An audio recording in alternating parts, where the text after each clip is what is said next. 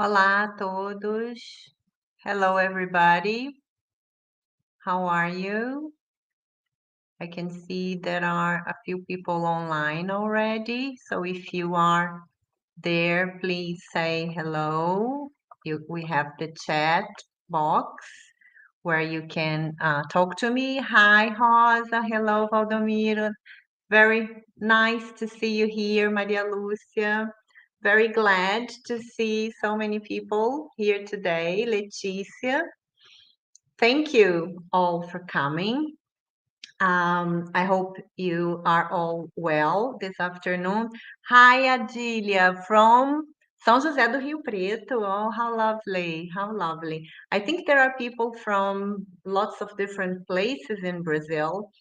I would like to explain to you that I am not in Brazil. I live in Portugal.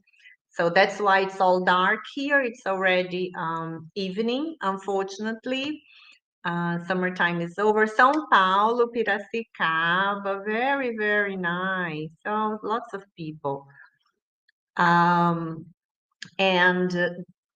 the sun has already set here today, and it's 7 p.m. for us here today. So it's very nice to from Panama. We are very international. Amazing. Thank you so much.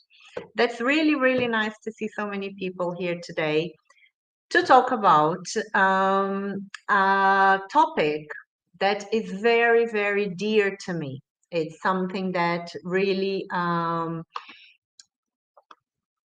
encourages me every day to try and make a difference in my teaching practice, and also while I work preparing materials.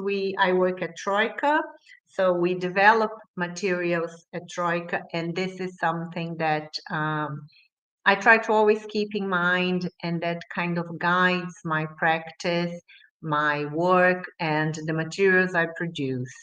So I hope you enjoy this session. I count on your participation. It's really a pity you can't participate live, but we are going to exchange a lot on the chat box, but also for the second part of the webinar, I have a Google Doc for us to feed, to add ideas to it together. So we'll also be sharing some ideas there. So I'm going to give you the plan for today's session. You have the title on screen, Thinking Routines to Foster 21st Century Skills, a few practical tips. It's a few reflections on my side, but also some tips of what I do and what I believe in, what I believe we should bear in mind while planning and teaching our classes and our students. So what we're going to do today, I'm going to give you a brief introduction to why I decided to approach this topic. We're going then to talk about skills and routines, and then how we can foster skills through routines. Sounds a bit obvious, but I don't think we bear that in mind as much as we should. I don't think it might be so obvious that we end up forgetting it, maybe, but you'll tell me later how you feel about that, okay? So we are going to start and then we will finish with you telling telling each other what are the takeaways from today's session. So what are the things that caught your attention, or things that you might implement that might help you in the future, okay? I'd like to, on behalf of Troika, I'd like to thank Disal, thank Lyrica for this invitation, for being here. It's very important for us. It's very rewarding for us to be invited to these events and to have a chance to share our passions, our ideas, and our work. Okay, so a big, big thank you to Disal and the whole team. And obviously a big thank you for all of you from so many different places. I can't keep track anymore. We have Florianópolis, Belo Horizonte, Bolivia. Oh my God. Thank you. I'm very, very happy. So we are going to start with a brief introduction, right? So it's like the tip of the iceberg. So to say, I didn't find a very good image of an iceberg, but we then have a tip of a pyramid.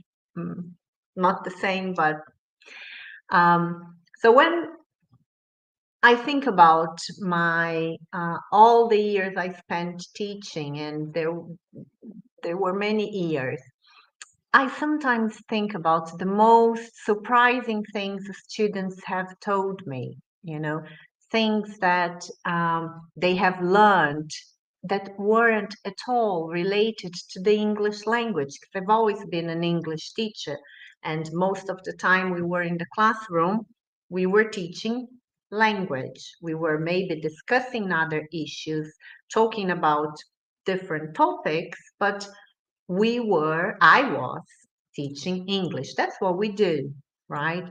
But then I'd like to know from you, have your students ever told you something that surprised you in terms of, oh, I learned how to, or I learned something that was not English from you? Do you have any memories of this? Maybe you can type in the chat box if you have any memories like that. I remember while you kind of go over your memories and try to find something, I remember a student who once told me, a young student, it was a young learners group, I don't remember, junior something, they were like 8 or 9. And then he went like, I don't remember what the game was, but it was like a common game. I don't know if it was Hangman or something like that. And this boy, he was like, I can't believe it. He said it in Portuguese, I confess, but it was the situation that mattered. And he was like, I can't believe it. I finally understand the rules of this game. It was a common game for children, but he had never really fully understood how it worked. And I was like, for me, this was a surprising thing. Sandra has said attitudes, that's very interesting. So how to behave, how to act towards different situations. That's what you mean, maybe? And I have something I learned from my English lessons when I was a student quite a while ago, studying for those exams, right? Cambridge exams.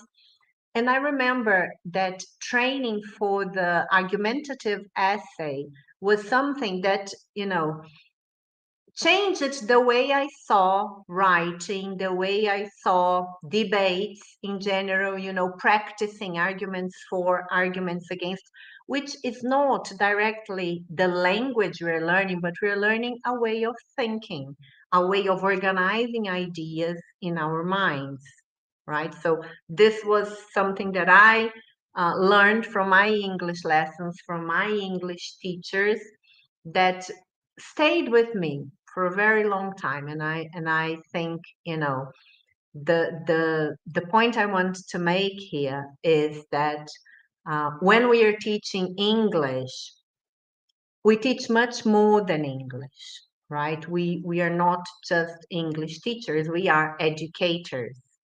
And nowadays, education is full of buzzwords. We have a lot of these modern and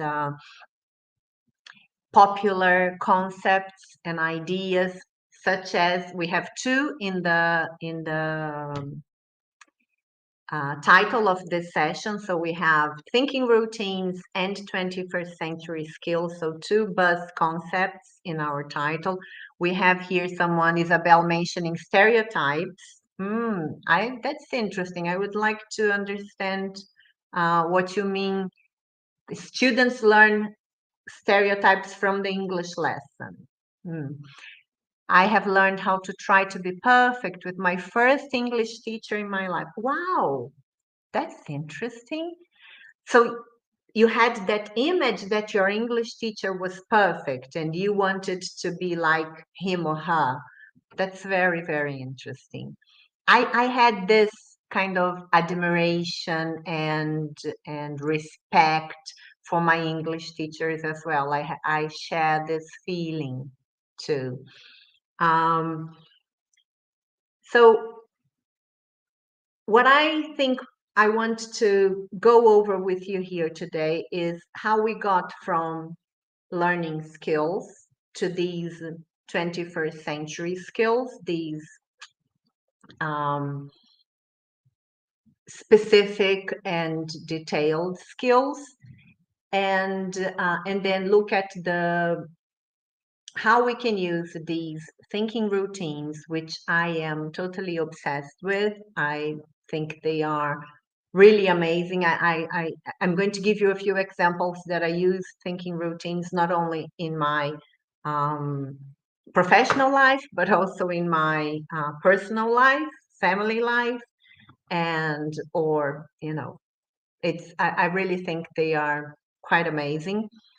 And then we will discuss how we can join them, how can we combine them so as to help our students become more independent and better prepared for life. I think this is the idea that what we do every day, so the things we practice, our routines, they make us who we are. We have that old saying like practice makes perfect, and excellence is not like a gift, but it is a habit.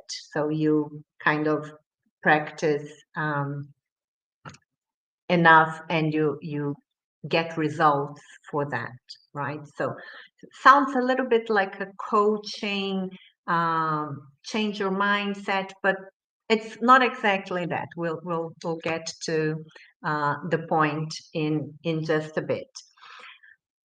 Another important aspect I wanted to mention is that I feel thinking routines provide students with is the idea, the sensation, and it's not just the idea or the sensation, it's the real thing that they are uh, crucial, essential players in the learning process, in the learning experience, that they have a say, that they can change things. And I think through thinking routines, we can help students realize that they play this role and that they are active in making decisions in their learning experience.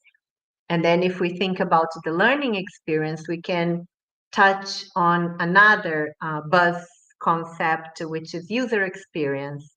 And the other day I was reading an article about a teacher written by a former teacher who used to teach and was very frustrated with the teaching career. And she decided to give it up, and she decided to at some point, I don't know if it was an immediate change, but she became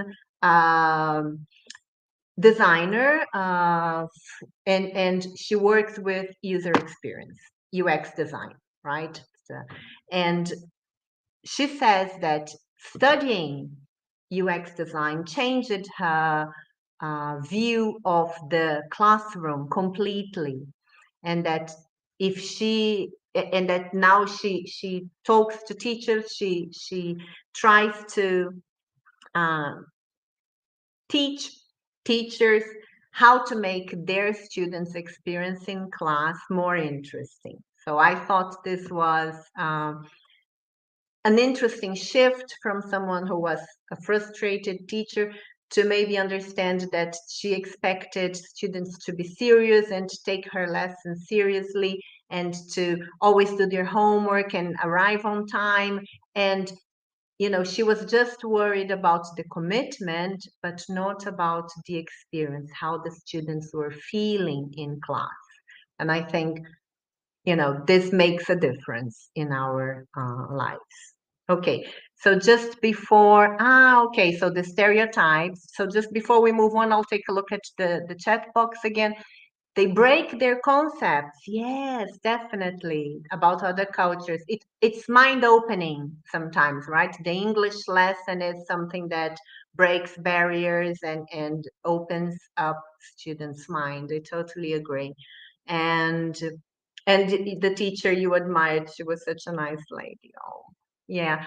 I I know I do hope, our students also remember us, some of them. Nobody is unanimous, but I do hope that some students have this nice memory of, she was such a nice lady. This is comforting for all teachers to read that, some of us will be remembered like that. Hmm. Okay, so this was a not so brief, but from my point of view, important introduction. And now we are going to talk a little bit about skills. And I have to confess that I don't know, maybe until those books on emotional intelligence started coming out, and people started talking about, um, different types of skills, I had this narrow-minded view that a skill was something physical or related to very concrete things, so if I think about skills in general, so like a skilled artist, someone who can sing well or paint well, or an athlete, or someone who's very strong, or who can, you know make very delicate things or cook very well. And if we go to the ELT world, we talk about the four skills, and for me it was something very concrete. But when we started talking about, the first thing I remember in this area was emotional intelligence. And I studied journalism, and I was at university once, and we were talking about relationships, and the professor said, I am very sure that we all learned how to date, how to have relationships from soap operas and films.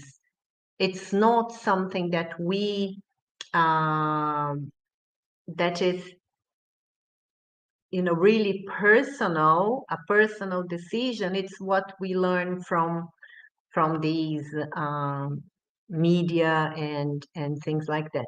And I started understanding or thinking that, you know there were processes in our brains that were not natural, not given, so when you are that there are things that you can control in a way. So I was starting to understand and consider these ideas.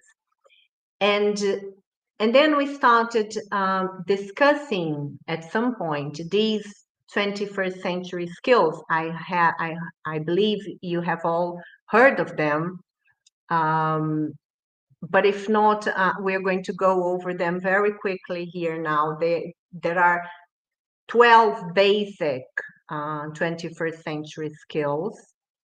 They are divided into three main groups. I don't know if you guys will remember any of them. Maybe you can write. There are four which are the most famous for learning and innovation. Does anybody remember them? The 21st century skills. We have very popular ones that are critical thinking, related to problem solving. We have creativity, we have innovation, and we have the digital literacy skills, or literacy skills, which are related to information literacy, media literacy, and technology literacy, so communication and information technology, the ICTs. And we have um, competencies, skills related to the career and work environment, but also considered life skills, right? We have the flexibility, initiative, social skills, productivity, accountability, and so on. So they are divided into these three main groups, right? The learning skills, basically, learning and innovation skills, the literacy skills, and these social and work related skills or life skills. And these competencies, these skills, they are supposed to help us deal with the world in a more practical way, in a more effective way, in an easier way, maybe. So some of the definitions you find online for 21st century skills, they sound a little bit like the coaching discourse, the coaching posts we see on social media, these ideas of change your mindset and adopt these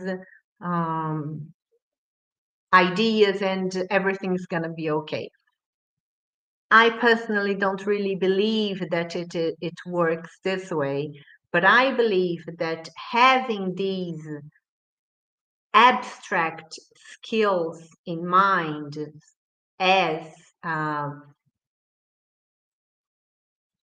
possible things to develop with our students, and I would like you to focus on the with and not in our students, because I do believe that we develop these skills together with them, and we have a lot to learn from them as well.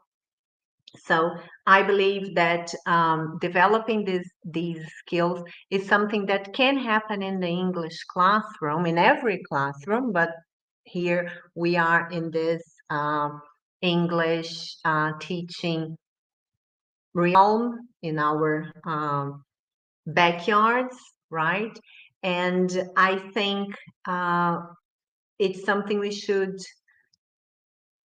foster in our classes. We should be attentive. We should be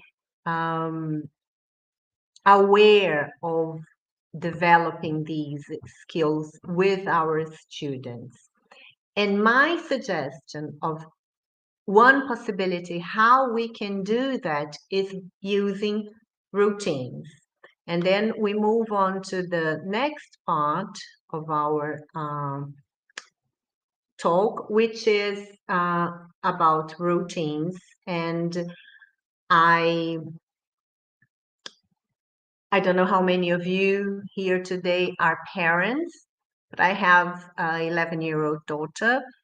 And when before she was born or when she was very little, a lot of people, the pediatrician and other specialists told me that routine was very important for a baby. Routine for a child. Routine is very important.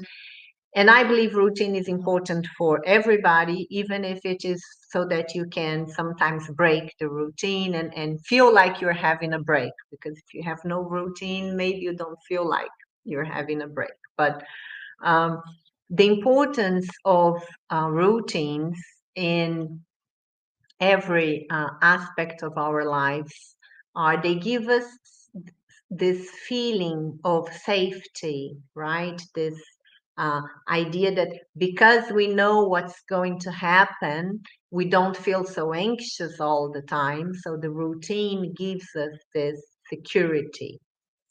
So I am quite a fan of routines in not only in the upbringing of my child, but also in my career, in my professional life.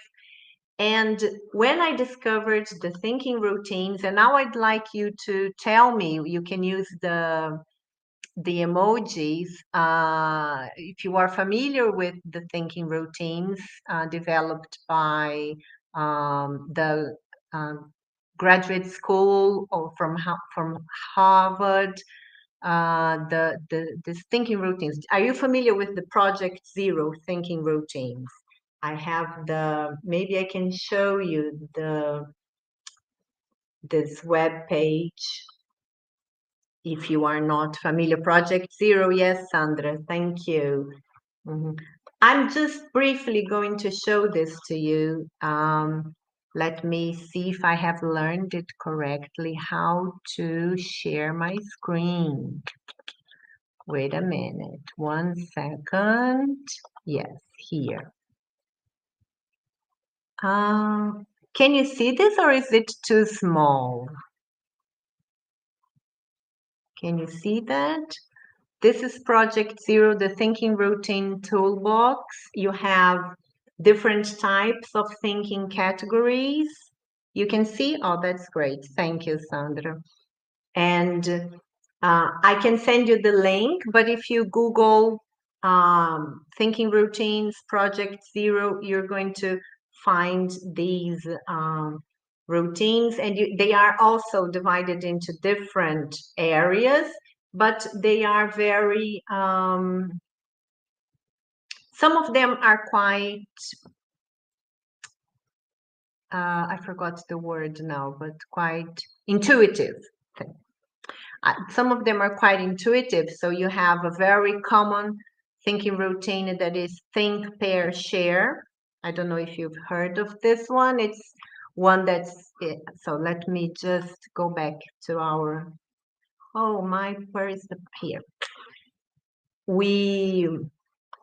The think, pair, share routine is a very basic, we can say that, very simple, maybe basic is not the correct word, a very simple routine, which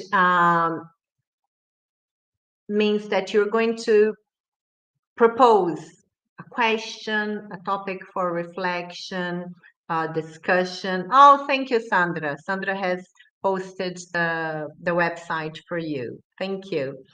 And then you tell your students that they're going to have a couple of minutes to think about that individually. And this is something that I don't believe, or I didn't used to do in my classes, and I don't really believe a lot of teachers tend to do, because we have that feeling that if there is silence and people are not reading or writing, nothing is happening in our classes. And this routine taught me that a lot is happening, which is students are purposely thinking about something, reflecting. They will have to say something about that in a couple of minutes, but you are giving them the time to think about that. And this, for me, makes a lot of difference. And after they have had those minutes to consider that question, problem, topic, anything you propose to them, they will pair, they will get together with one partner and share their views before they go into the whole group discussion, for example. So here we have a set of steps, quite simple steps, but by doing this as a routine, as a habit, you teach your students a lot of different things that are not related to the English language, right? We teach them the importance of analyzing things. We teach them that we can first share our ideas, try our ideas out in a smaller, safer environment, so in a pair, before we go to the whole group moment where you are going to explain, expose your ideas. Maybe they are more refined because you have had a chance to share with your partner, and maybe in this exchange you added, or you decided to omit, you changed your mind about something. So Think, Pair, Share is a simple but very effective thinking routine that can be used in a lot of different situations in the English classroom. Would you agree, disagree? How do you feel? I feel very I am a very talkative person normally, but it's kind of difficult. I can't see your faces and I don't know how you were reacting. There is a smiley face, but I love when someone's typing. So I'm gonna drink a sip of water and maybe you can give me a thumbs up if it makes sense, if you agree or disagree, and type something, okay?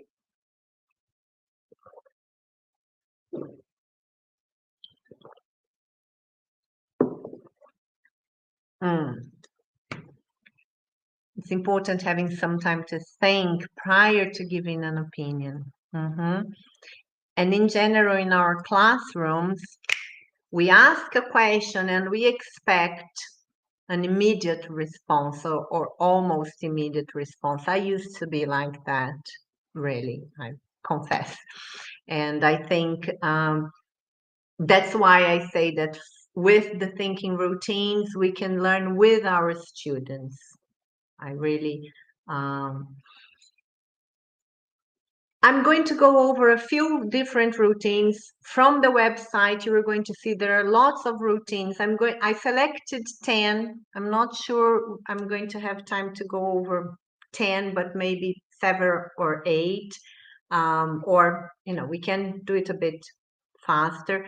But my suggestion for you is visit the website later and there are loads of different thinking routines. Browse them and find the ones that make sense to you, that you will feel comfortable using. We have here a Greek classroom environment is perfect to make students and teachers think and share opinions. Definitely, yes, Isabel. In our society, we are willing to be the first ones to answer, and we have no time to reflect about what is happening. That is so true. And we are expected to have things to say about anything, right? About everything. So this is, and we feel that expectation from people towards us, but I think we do the same with our students. We also expect students to reply shallow opinions most of the time. I agree, Isabel. And Tiago says, I personally agree with what was stated so far. It's a significant shift of seeing what teaching is. Yes, yes, we hope so. I believe there are teachers doing and working with students towards this collaborative learning process in which, we all work together to make the experience profitable and enjoyable for everybody. But I am a big fan of the thinking routines, and I'm going to tell you a little bit more about some of them that I particularly like and that you might find interesting as well. So the next routine I'm going to mention is I used to think, pum, pum, pum, pum. Now I think, pum, pum, pum, pum. And it's a very simple routine again. You know, usually at the beginning of a unit, for example, you're going to discuss the environment, new theme. Everybody's tired of talking about the environment, I know. But, it's a very common and recurrent theme in course books.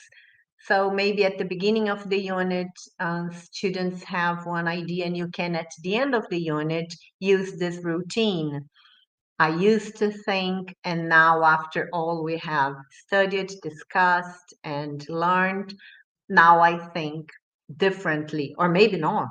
Maybe my ideas haven't changed, but the the focus of this routine is not about being right or wrong, but it is about the possibilities that open up when we get more information, when we research, when we try to find different sources, and that may change the way we see something, right? So I forgot to say something. So I'm going to talk about a few different routines that I particularly like, that I find interesting. But I'm going to, in a bit, we are going to go to the Google Doc together. So I will invite you to join me in a Google Doc, and we will try to match situations that are common in the English classroom, so topics for discussion or things you have to do in the classroom, so a writing task or teaching models. One of the examples I wrote, I think, was models for deduction. And we are going to try and think which thinking routine we could adapt there, and what skill are we fostering by using this routine. Okay, so that's why when I talk about the routines, you can start having some ideas, because I'm going to ask you to have ideas for the topics. So how we can maybe connect these things in the classroom. That's the moment where we can link and connect the dots, so to say. So we talked about think, pair, share, one routine. I've just mentioned I used to think, now I think. We have one routine that I really like, for maybe not so broad. You can't use it with everything, like maybe think, pair, share, but which is quite interesting for students as well, and I would say teenagers, maybe especially, which is see, think, me, we. So we have this idea of seeing something, so recognizing something for what it is, see. Then we have the idea of thinking, so analyzing, considering, trying to see that from different points of view or perspectives. And then you start making connections, first with me. So what does this idea, problem, situation has to do with me? And then you change the perspective to we. See, think, me, we. So I'm not the only one that matters. I need to think of how this action, idea, or situation will impact others in my family, in my community, in my city, in my country, right? So you can expand as appropriate. So obviously all the routines are adaptable to different realities, to different situations. But I also think that this this moment of being guided towards the reflection that moves from the perspective of the self to the perspective of others around you is an interesting and rich experience for students. Another routine I really, really like is name, describe, act. Name, describe, act. And I can't tell you what I like this routine for, because I would like you to come up with this connection yourselves. But it's a very common thing we do in class with students, and they usually complain that they don't know how to do it. It's very challenging. But in this routine, you first name, so you identify some things. So if it is a situation, an experience, maybe an image. You can start with an image. So you're going to name, to identify a few things, and that means carefully observing something, right? It's again this moment of, let's stop and think, stop and analyze, and look at something in detail. After that, in the second stage, these items that you have named, that you have identified in the first stage, you are going to describe. You're going to find a way to describe what it means and how it happened, what happened, how you felt. So depending on what it is, you're going to have, but you have to develop that idea, right? And last but not least, you act. So you do something about that. And then depending on the task, again, it can be lots of different things. We are kind of running out of time for this stage, so I'm going to go to, we have circle of viewpoints is another routine that I really like. Circle of viewpoints is providing students with the opportunity of wearing different shoes in the same situation, so to say.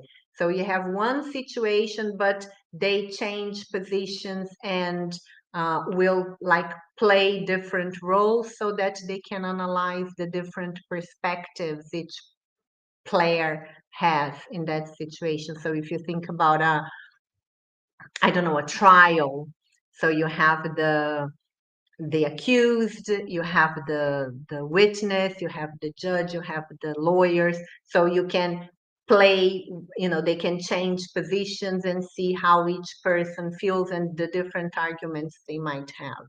Yeah, maybe the trial example is not a very good one for the classroom, but you can have different situations that it's because I used to play trial in one of my advanced groups, and I really liked this activity, but it's not one that is easy to implement in basic groups, for example, right? Another one we have is facts or fiction, which is related to the information, media literacy skills we talked about. So do you accept information at face value? How can you question information? What are the resources you have? It's like learning how to analyze information and what aspects of how the information is presented, for example, can help you decide whether it is, trustable or not. And the last one I'm going to mention before we have 10 minutes to visit our Google Doc is what makes you say that? What makes you say that? It's a question, is a thinking routine. And it invites you to debate, to talk about one specific topic. And first, you decide how you feel. So I am in favor of I don't know, protecting this area because there are lots of rare birds living here, so we shouldn't build anything. So this is what I believe. We shouldn't build anything in this area. It should be a park, a conservation park. I'm going to give you the Google Docs link in a bit. Okay, let's just finish this and we will all go there together. And then from your own point of view, what you decided you believe in, you question yourself. What makes you say that? And then you have to kind of justify, you have to find the arguments to justify your claim, right? There is another routine that is claim support question, which is very good as well.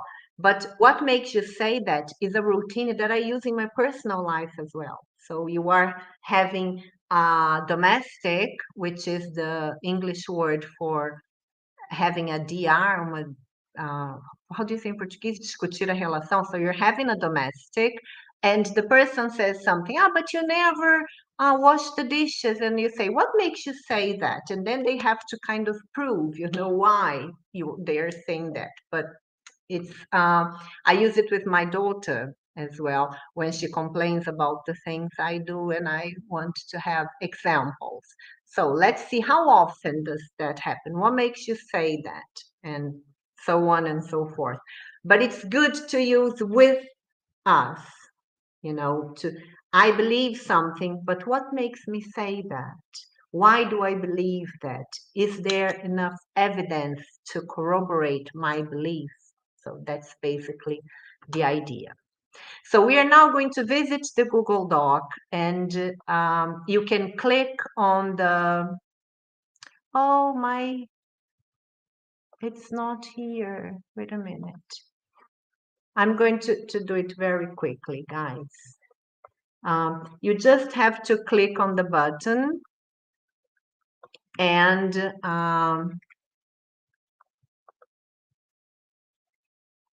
one second.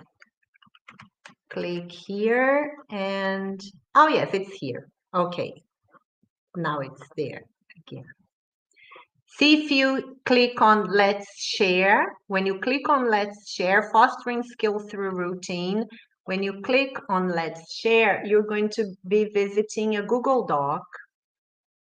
And I suggested 3 topics: fake news, models for deduction, and a writing task. And then the idea is, what 21st century skill can we develop in this task, with this theme, and which thinking routine we could use to do that? So maybe you can have some ideas. I know it was a very short, very brief introduction to thinking routines, but I wanted us to have this moment of trying to make these connections, linking the dots so that we could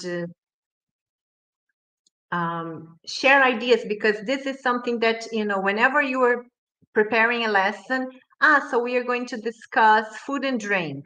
What thinking routine could we use here? And what 21st century skill can I foster by using a thinking routine to discuss food and drink? It's possible, right? So I can see people are typing, fake news, critical thinking is really amazing.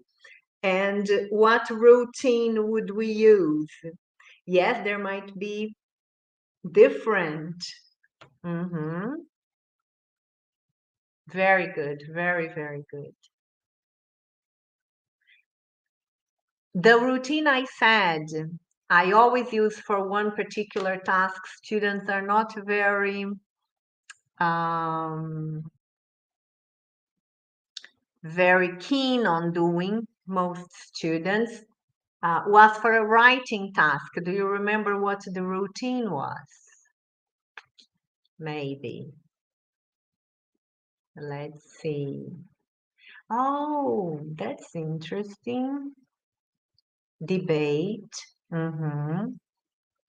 Yes, very nice.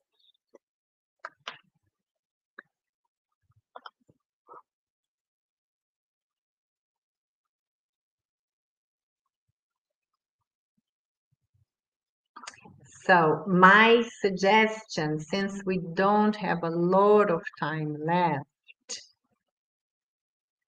yes.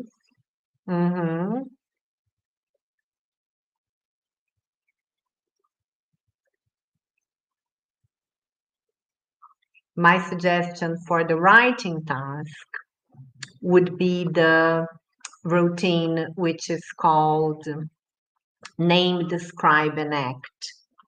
I feel that whenever students are having trouble with writing, this routine of name, describe, and act is very, very interesting. It helps them a lot to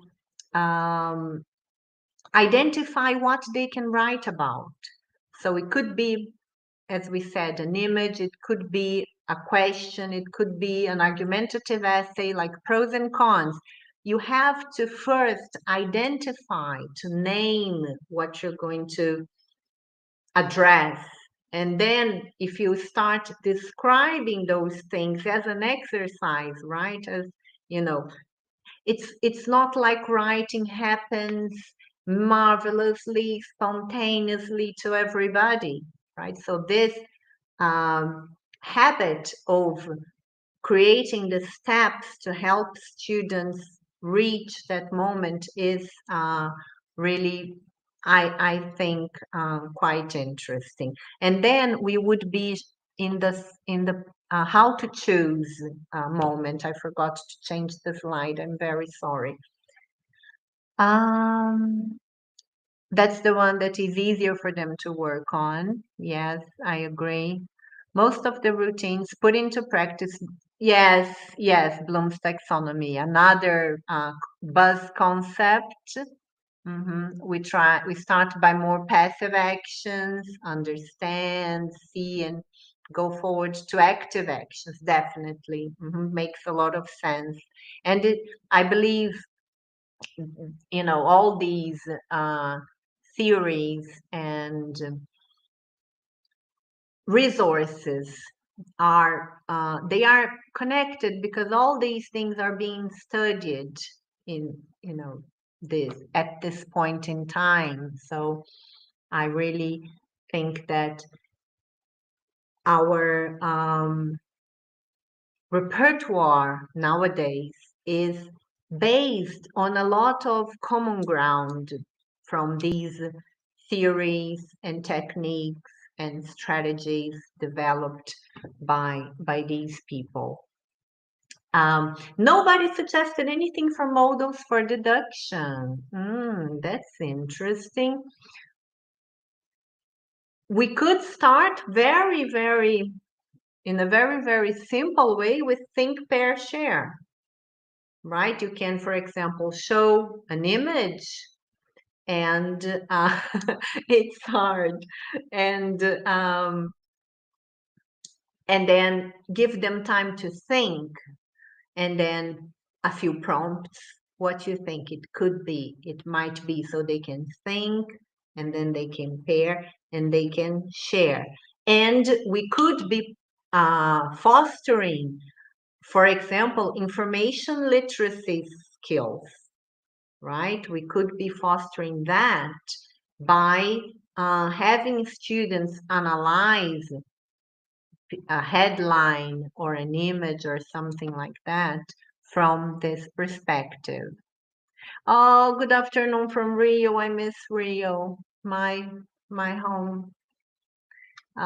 Miss that. But it's probably very hot, right, in Rio, as so I have heard in the recent days. So we have games, conversations, yes, must current theme, prediction on troubled themes. Oh, creating new stories, and I love this. I love this. I love fostering storytelling among students, and I think the thinking routines are really, really amazing for fostering storytelling. We are really running out of time. I'm very sorry, but my suggestion is we can keep on feeding this document. It can be there for us. I'm not going to close it. So I can add a few things actually to it, a few things that combine well. So the theme or topic, what skill we could develop, and the suggested thinking routine. And we can, over the next week or so, feed in ideas, and then whenever we need an idea, if we're preparing a lesson and oh my god, I don't know what to do, maybe you can come here or to the original websites. I'm going to write to add the link here to Project Zero, okay? And maybe a list and also a list of the 21st century skills. So you have everything together on this document that you can access whenever you like. You can make a copy, download it. It's up to you how you're going to use it, but I promise to feed in a couple of extra lines with suggestions of topics, skills to be developed, and the thinking routine that I believe works well with it. You can find other thinking routines that you like.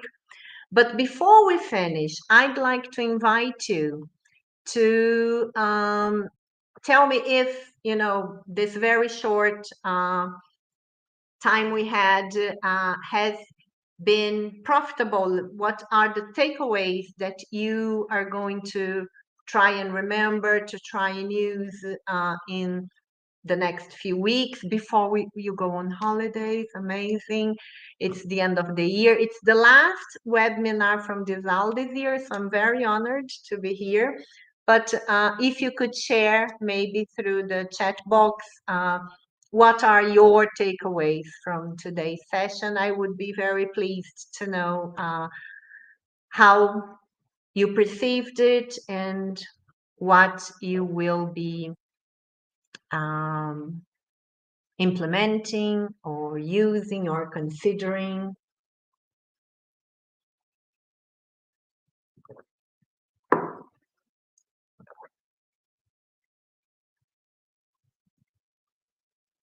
I thank you. You're very kind. Thank you.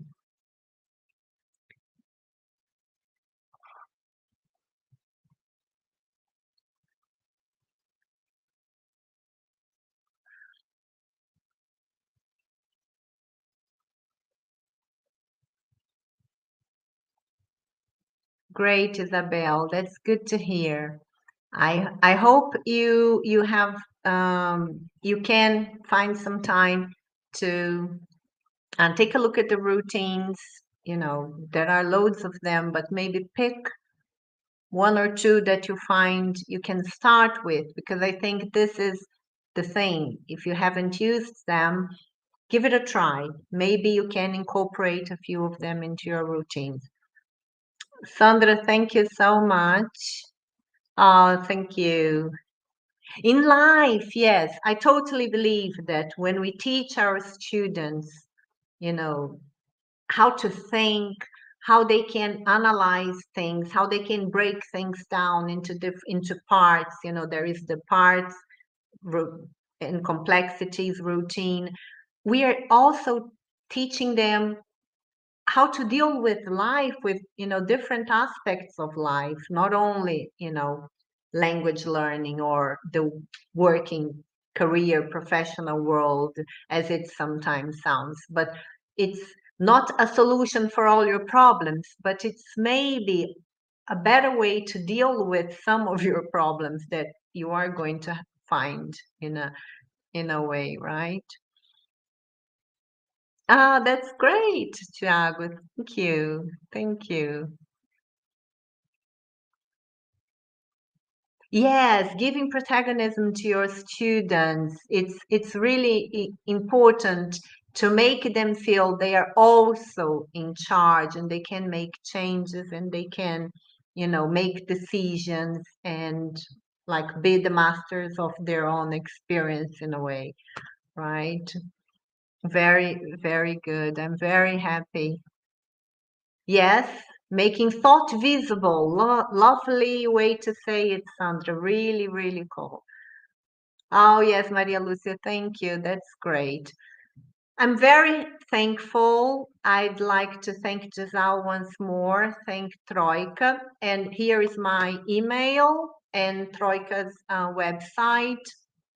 I am very happy to be here, very thankful. It's great to share with teachers, and I hope I can come again next year and share some other ideas with you.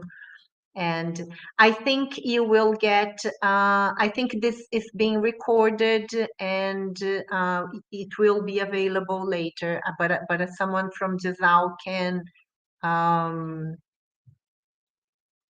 can confirm that probably, right? But I think so. And I think you're going to get your certificates as well in on next week, participation certificates, right?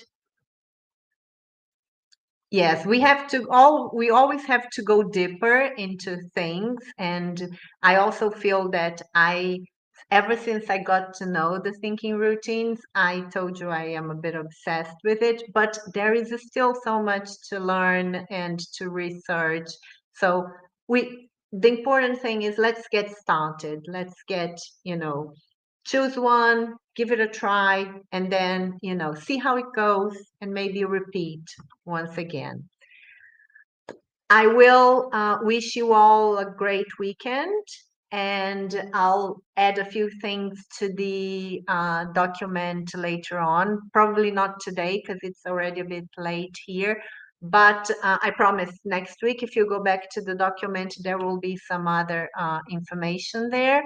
And I'd like once again to thank Disal very, very much for this opportunity. And thank you all for being here and sharing this time with me. It's been a great, great pleasure. Okay. Thank you all. Goodbye. Bye bye.